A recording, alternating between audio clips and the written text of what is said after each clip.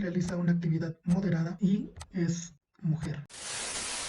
Hola, soy Jesús y quiero compartir algo en lo que he estado trabajando en estos meses.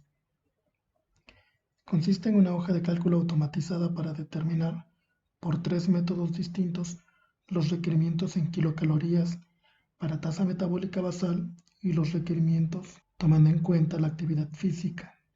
Los cálculos son utilizados para edades de 18 a 60 años. Aclaro que si se tiene la oportunidad es preferible asistir a un nutriólogo. La hoja de cálculo se encuentra hospedado en Drive. El link se encuentra en la descripción.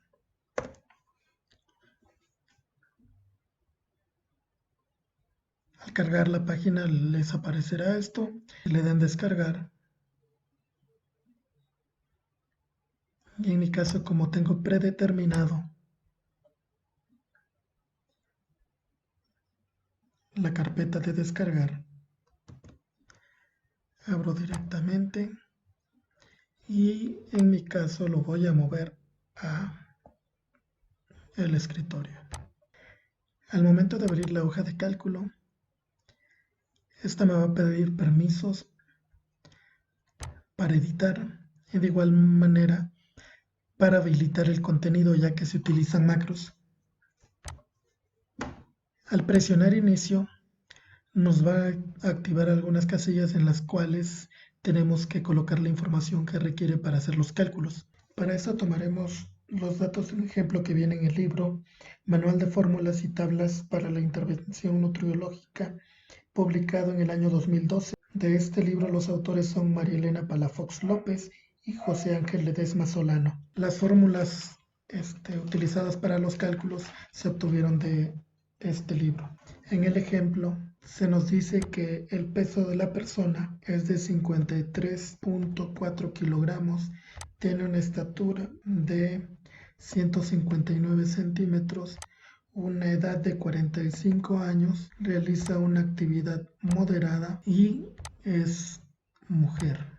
Entonces, tomando en cuenta los cálculos, esta persona tiene como tasa metabólica basal con el método de Mifflin 1144 kilocalorías, con el método de Benedict 1249 y con el método de Rosa tiene 1239 kilocalorías, el cual utilizar dependerá del criterio de cada quien, tomando en cuenta a quién le tienen más confianza. Cabe recalcar que Benedict es una de las fórmulas más utilizadas. Para obtener los resultados con el nivel de actividad se utilizó un factor tomando en cuenta la actividad física, las cuales serían sedentaria, liviana, moderada e intensa. Y aquí se describe cada una. Para esto se ocupó un documento del Departamento de Fisiología de la Facultad de Medicina de la UNAM. En este cuadro nos muestra los factores de actividad tomando en cuenta si es hombre o mujer. Además de todo esto, anexé una parte de qué es lo que se desea hacer. Si, por ejemplo, si uno quiere estar en mantenimiento, en teoría solamente debe de consumir las kilocalorías tomando en cuenta el nivel de actividad.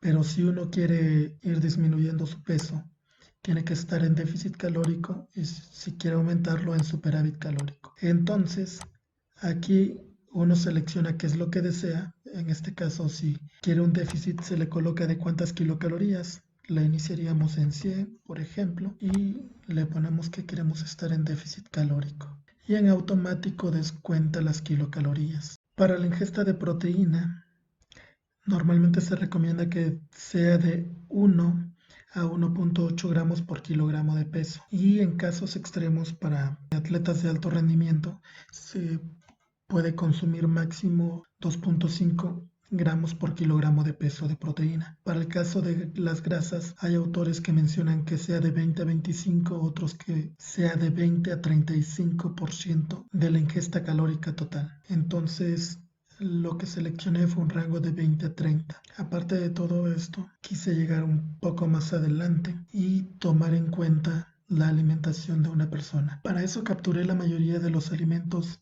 del Sistema Mexicano de Alimentos y Equivalentes. En esta hoja vamos a presionar inicio. En automático va a traer la información de los resultados obtenidos por el método de Mifflin. de la hoja anterior. En caso de que alguien desee cambiar el método por el cual se va a calcular, puede seleccionarlo en esta pestaña. Por ejemplo, si selecciono Benedict, va a traer la información de Harris Benedict. Como podrán notar, hasta cambió el título del método. En esta área están las pestañas de los tipos de alimentos. Se ocupó la misma clasificación del Sistema Mexicano de Alimentos Equivalentes, la tercera edición, por cierto. Aquí uno selecciona el alimento que desea consumir. Como podrán notar, en esta área hay peso inicial y peso final. Esto se debe a que en la mayoría de los casos los cálculos se hacen con el peso neto, es decir, el peso de aquello que se consume sin cáscara, sin semillas, sin espinas. Entonces, para poner un ejemplo, yo voy a seleccionar un mango Manila. Y por ejemplo, yo peso el mango Manila y este tiene un peso de 150 gramos, pero yo lo peso antes de que haya quitado la cáscara y la semilla, por ejemplo. Cuando ya terminé de comerme la pulpa, peso aquellos residuos y, por ejemplo, me dicen que estos pesan 50 gramos. Al momento de dar a agregar, lo que me va a decir que realmente yo lo que consumí fueron 100 gramos de este producto. Y para eso va a calcular cuántas kilocalorías son por ese alimento, y a esto se debe estas dos casillas de peso inicial y peso final. No en todos los casos es necesario. Por ejemplo, si yo peso una cebolla y esta tiene un peso de 130 y al final realmente utilizo todo, al darle a agregar simplemente va a seleccionar ese dato. Entonces, por ejemplo, si yo quiero comer pan Bimbo y este pesa 30 gramos, lo anexo igualmente. Como podrán ver, igual está el área de aceites y grasas. Por ejemplo, una cucharada sopera es de 5 gramos. Supongamos que yo utilizo aceite para freír y utilizo 2 cucharadas, entonces coloco que son 10 gramos utilizados y le doy a agregar. En automático, cuando yo voy agregando un alimento, también está modificándose el área de consumidos. Esto es tanto cuántas kilocalorías he consumido, cuántas de estas son de proteínas, cuántas de grasas, cuántas de carbohidratos.